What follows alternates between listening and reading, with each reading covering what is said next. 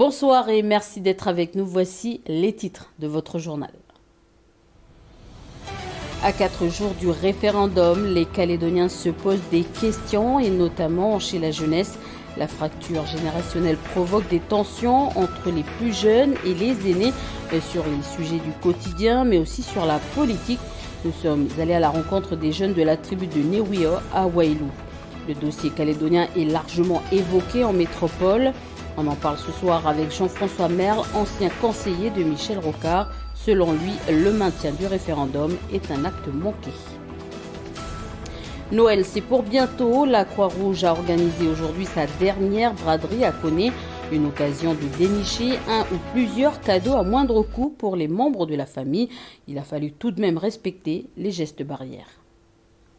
Mais avant de développer ces titres, après quelques jours sans décès, une nouvelle personne est décédée à cause de la Covid. 8 personnes sont en réanimation.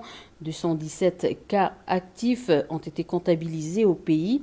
11 825 personnes sont considérées comme guéries. 63,23% de la population totale a reçu un schéma vaccinal complet. Le taux d'incidence cumulé sur 7 jours glissants est de 45 pour 100 000 habitants. Ouvrons à présent notre page politique liée au référendum.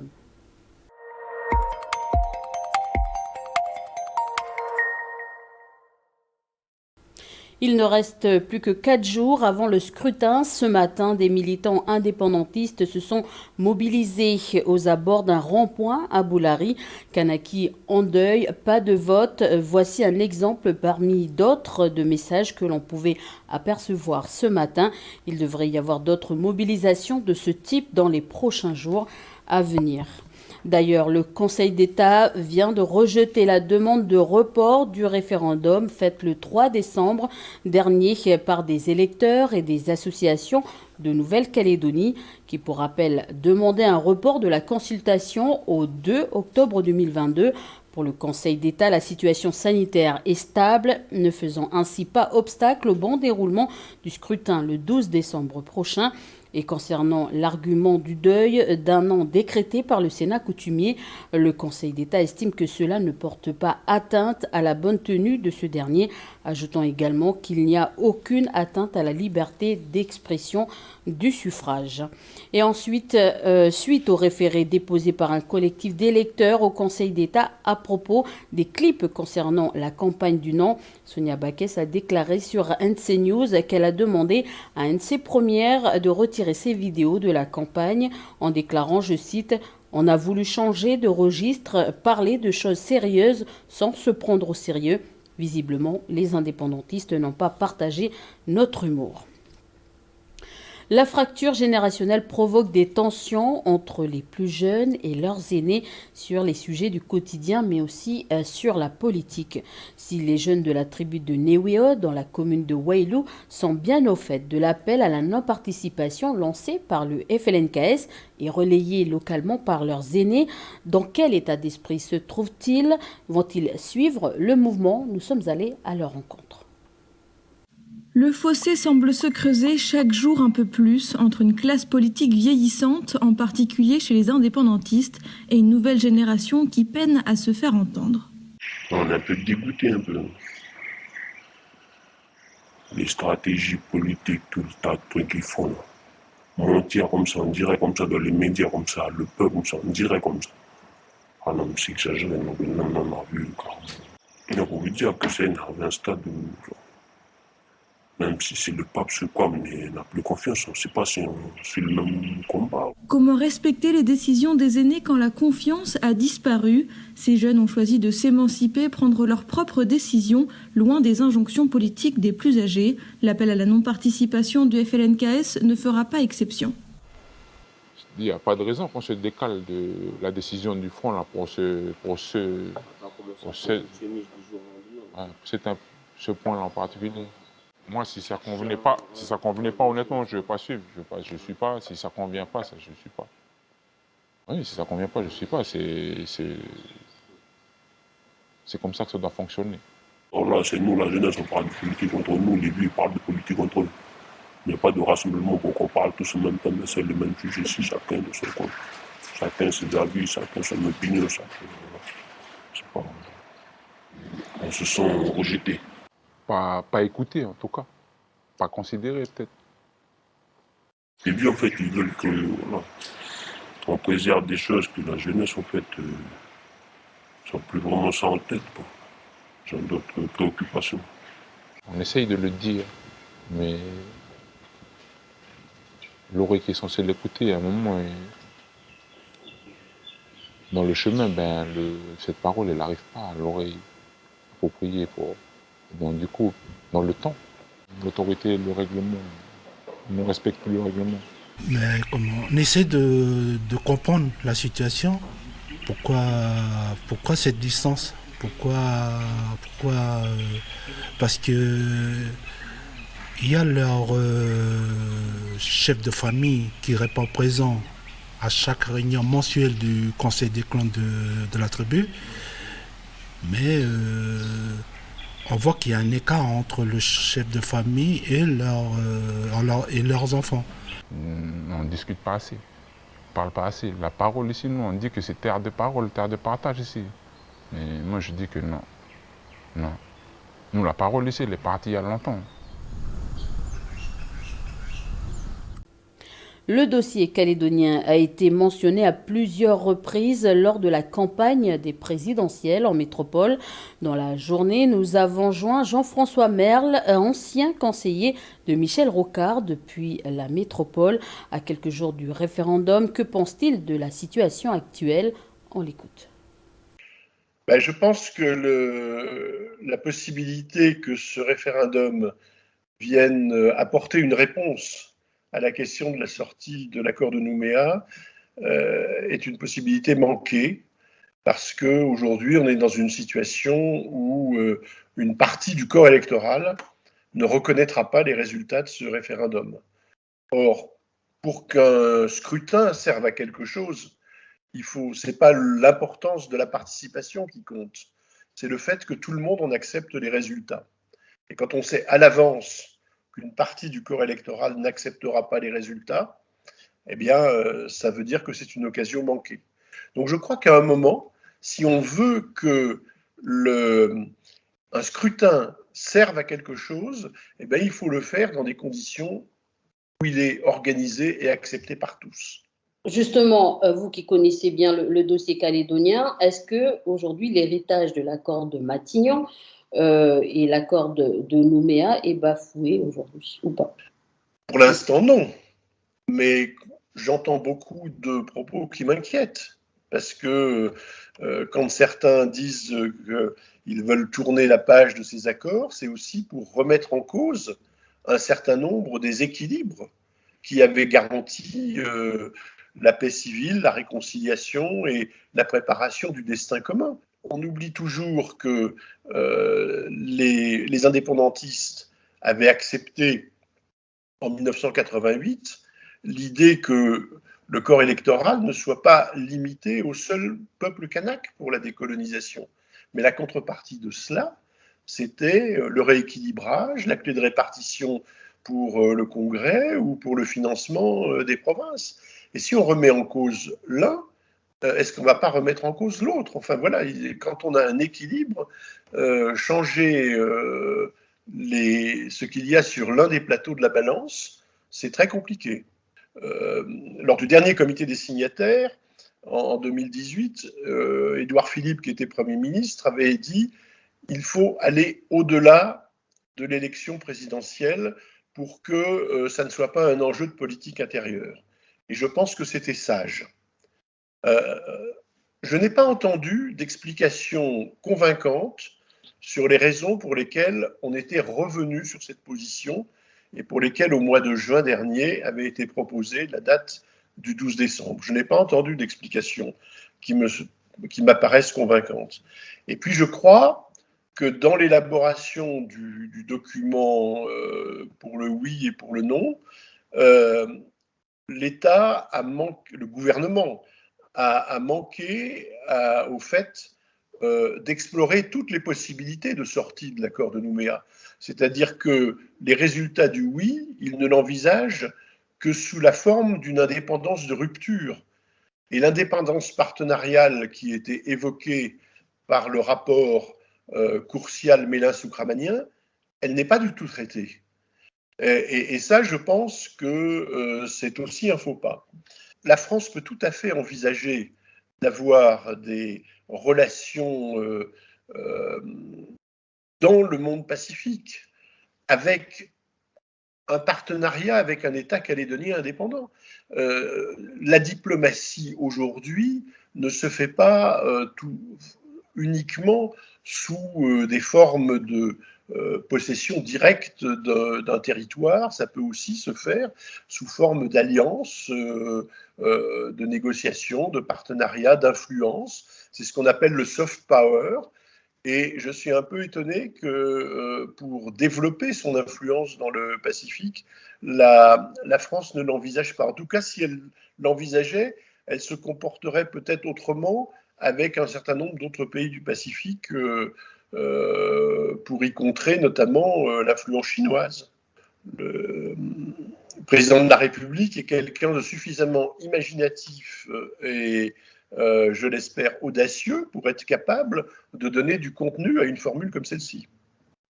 Vous savez, le 26 juin 88, quand il y a eu le dimanche matin la séance de signature des accords de Matignon, Michel Rocard a fait le tour de tous ceux qui étaient autour de la table et il a dit maintenant, je vais vous demander de prendre un engagement solennel. Et il leur a dit, je ne sais pas où nous serons les uns et les autres dans 3 ans, dans 5 ans, dans 10 ans, mais je vous demande de promettre que chacun, là où il sera, fera tout ce qu'il peut pour éviter que la Nouvelle-Calédonie ne redevienne un enjeu de politique intérieure nationale. Et ce serment de Matignon, tous les gouvernements, tous les partis de gouvernement en France, qu'ils soient dans la majorité ou dans l'opposition, tous les leaders politiques l'ont respecté pendant 33 ans. Et là, maintenant, effectivement, il y a des dérapages et je pense que ces dérapages peuvent être inquiétants. Alors, j'aurais une dernière question pour terminer cet entretien. Est-ce que vous êtes serein après cette consultation de dimanche ? Je pense que ça va être difficile de retrouver les chemins de la négociation et du dialogue parce que les actes manqués dont je parlais, ils ont un peu fragilisé la confiance des uns envers les autres. Il y avait les accords de Matignon et de Nouméa avaient établi une forme de confiance, même s'il y avait des désaccords. Mais en tout cas, on se respectait les uns les autres, on avait confiance dans la parole des uns et des autres. Je crains qu'aujourd'hui, ceci soit disparu. En plus, on va rentrer dans une période électorale, présidentielle, législative. C'est souvent des moments où les positions se radicalisent. Ce n'est pas les moments les plus propices à la négociation entre les uns et les autres. Donc je crains qu'on ne retrouve pas les chemins du dialogue. J'espère que ça sera possible après cette séquence électorale. Mais ça sera en tout cas très compliqué parce qu'il faut réparer ce qui a été abîmé. Jean-François Merle, merci d'avoir accepté d'avoir répondu à nos questions. 250, c'est le nombre de délégués de la commission de contrôle venus à l'occasion de la 3e consultation. Vous aurez peut-être l'occasion de les apercevoir dimanche dans les bureaux de vote. Avant le grand jour, ils doivent suivre une formation qui a débuté aujourd'hui. L'occasion pour nous de faire le point sur leur mission. Un reportage d'Audrey Poëdy. Ce sont les yeux et les oreilles de la commission de contrôle. Ce dimanche, ces observateurs actifs du scrutin veilleront à la régularité du déroulement de la consultation, tout comme le président du bureau de vote. Mais à la différence près que les délégués de la commission de contrôle auront le devoir de consigner leur observation dans un document officiel. Et à cela s'ajoute une particularité du scrutin. C'est le fait que la commission de contrôle a l'obligation, la mission de statuer sur les cas où l'inscription sur la liste électorale spéciale ne s'est pas faite pour une personne, ou bien au moment du vote, on ne la retrouve pas dans le bureau de vote où elle s'est présentée, et il faut donc dénouer la question dans le temps du vote, c'est-à-dire quand même assez rapidement. Et là, nous jouons un rôle très important, puisque dans le bureau de vote, nous accueillons la personne pour laquelle le président du bureau va dire tu ne figures pas sur la liste, et on va aider à débrouiller la situation. Leur formation s'achèvera demain. Au total, on recense 250 délégués de la commission de contrôle. Ils seront répartis dans les 307 bureaux de vote du pays. Autre communiqué dans cette page politique, 12 maires calédoniens invitent les électeurs à, je cite, exprimer leur choix pour l'avenir du pays. Ils déclarent dans une lettre que les agents sont mobilisés pour permettre à chacune et chacun de s'exprimer librement et sans contrainte le 12 décembre. Fin de citation. Et pour refermer cette page politique en vue de la situation, en vue de la tenue de la consultation, la distribution, la vente à emporter, l'achat de carburant dans tout récipient transportable tel que les jerrycans ou emballages sont interdits dans les stations-service de la Nouvelle-Calédonie à partir de ce vendredi et ce jusqu'à lundi prochain. Créé en 2003, d'abord sous la forme d'une association, puis intégré au service de la province sud, le relais accueille les victimes de violences conjugales et intrafamiliales, mais aussi les auteurs, et offre une prise en charge pluridisciplinaire, travailleurs sociaux, psychologues, thérapeutes et juristes installés depuis 17 ans rue sur l'Eau. Le service de traitement des violences conjugales et intrafamiliales, le relais a déménagé rue Paul-Doumer. L'inauguration de ces nouveaux locaux s'est faite aujourd'hui. On écoute Cyrielle Mouledou, responsable du service, interrogée par Mara Lourde. Alors, au niveau du déménagement, ce qui a été souhaité, c'est vraiment d'identifier au mieux le relais pour le public. Et donc là, le fait d'avoir justement des locaux qui sont identifiés, services de traitement des violences conjugales, en termes d'accessibilité aussi pour les personnes en situation de handicap, c'est vraiment une aubaine pour nous de se faire connaître auprès du grand public. En 2005, 152 personnes étaient présentes, se sont présentées au relais. Et donc au fil des années, on a vu justement cette augmentation être marquée par le fait que les personnes libèrent cette parole pour les auteurs, mais également, enfin pour les victimes, mais également les auteurs. Et donc actuellement, on est à 334 nouveaux dossiers enregistrés en 2020. Notre objectif d'évolution, c'est d'augmenter justement cette prise en charge sur l'ensemble du territoire provincial. Parce qu'on est essentiellement présent sur Nouméa. Mais l'objectif aussi, c'est d'étendre ces permanences, la fois Bourail actuellement, mais d'étendre aussi auprès d'autres communes. Dans un tout autre registre, ça y est, à partir de la semaine prochaine, les enfants seront en vacances d'été. Et si certains peuvent partir en vacances avec leurs parents, d'autres profitent des centres aérés. Au pays, on compte une quarantaine d'organisateurs de centres. Malheureusement, certains d'entre eux n'ouvriront pas en décembre. Le point avec Océane Zobler. Après des semaines de confinement et une scolarité en demi-jauge, les enfants peuvent enfin souffler et prendre aussi des vacances.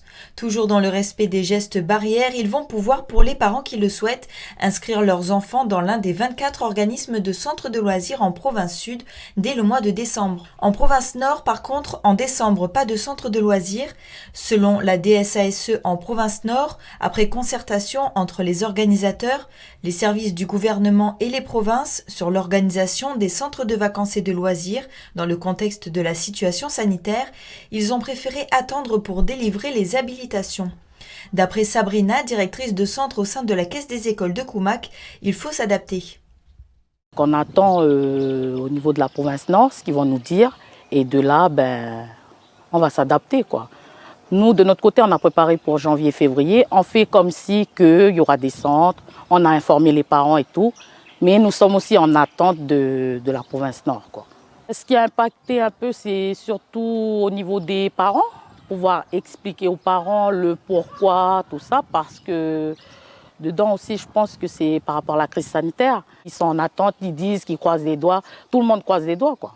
Certains parents, comme Séverine, habitante à Koné, sont agacés par cette situation.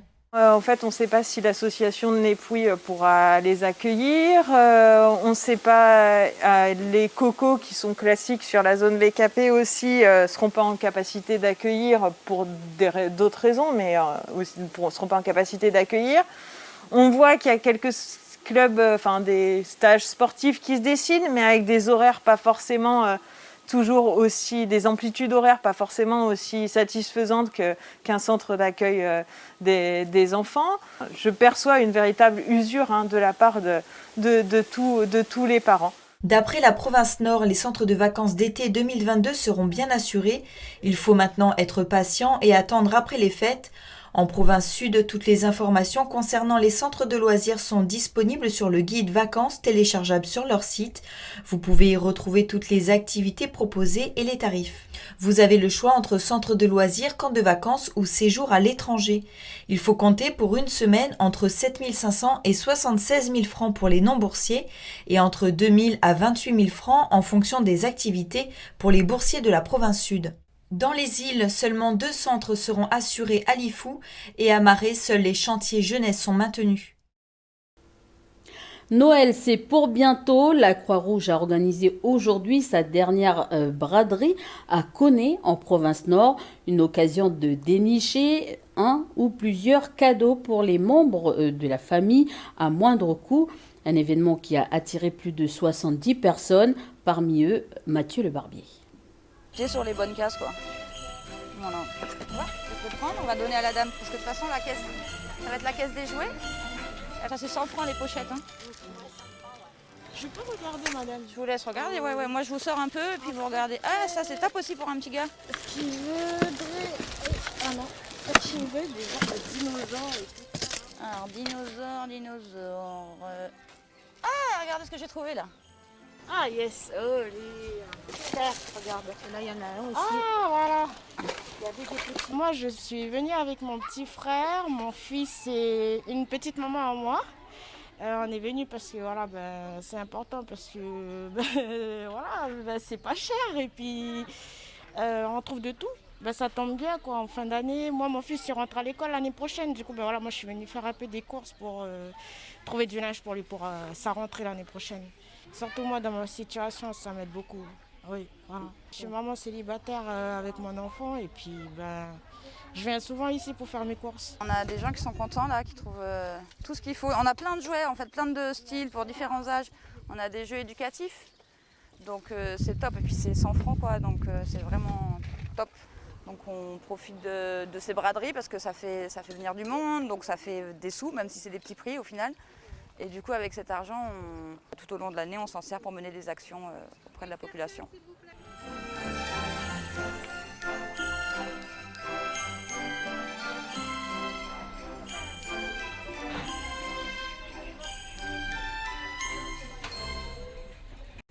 Pour refermer cette édition, Météo NC annonce qu'une dépression tropicale modérée devrait se former sur le nord de la mer de Corail, au sud des Salomon, en fin de semaine, entre vendredi soir et dimanche.